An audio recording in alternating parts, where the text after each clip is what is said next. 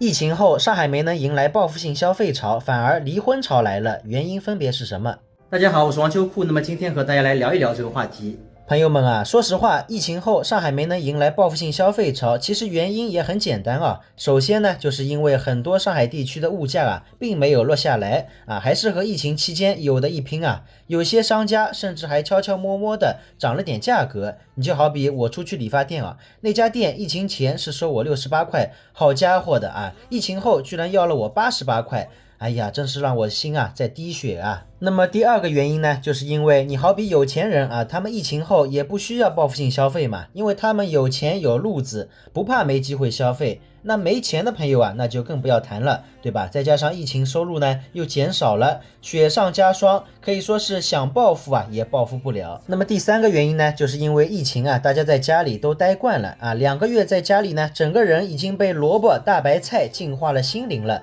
慢慢的这个欲望呢就变得越来越低。像我一个同事就是本来疫情前每个月都要买很多的衣服，疫情后呢仿佛是有点失去了购物欲甚至出门都不太想出门了就想在家里躺平。那么再加上现在疫情还没有完全消停，那么自然商场商店呢也就很少去消费了。朋友们看现在的南京路步行街还有它周边的这些小马路这个生意真的是跟以前没得比。那么说完了为何报复性消费没来的原因，我们再来聊一聊疫情后的离婚潮之前也是看到一篇文章写的上海各地区的民政局的离婚预约已经是爆满了真是没想到现在离个婚也要抢名额了。那么眼前这幢大楼呢，就是黄浦区的民政局前面我也是观察了一会儿，有小两口开开心心进去的，也有小两口呢出来长舒一口气分道扬镳的。那么这时候呢，很多人可能就要问了，疫情期间不是更能增加夫妻关系的好时机吗？为什么反而更有利于离婚呢？其实这个原因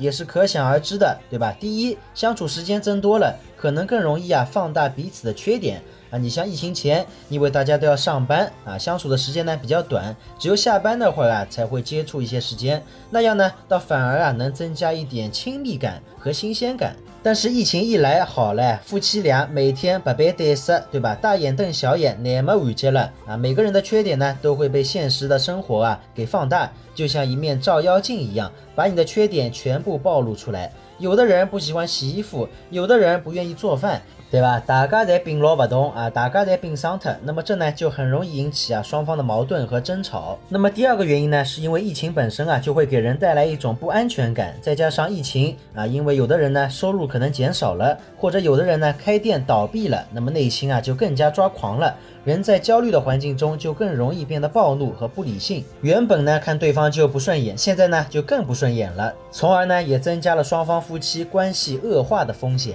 那么第三个原因呢，可能是疫情2个月堆积了不少本来就想离婚的夫妻因为疫情那会儿呢无法办理手续大家只好并了2号头，那么2个月在家里呢关系就变得更恶化了，那么也有可能呢会加速疫情后的离婚速度。反正不管怎么说我还是希望镜头前想离婚的夫妻还是能够三思而后行毕竟也能家里多一个人来分担家务嘛，对吧？给予彼此多一点的信任多想想对方的好，能不离咱们还是尽量不要离嘛，对吧？好了朋友们，那么今天的视频呢就分享到这里了。那么大家怎么看待上海疫情后报复性消费潮没有来，反而离婚潮来了这个事情呢？也可以在评论区和我进行交流。喜欢秋裤的也可以点关注点个转发，我们明天的视频再见吧，大家再会。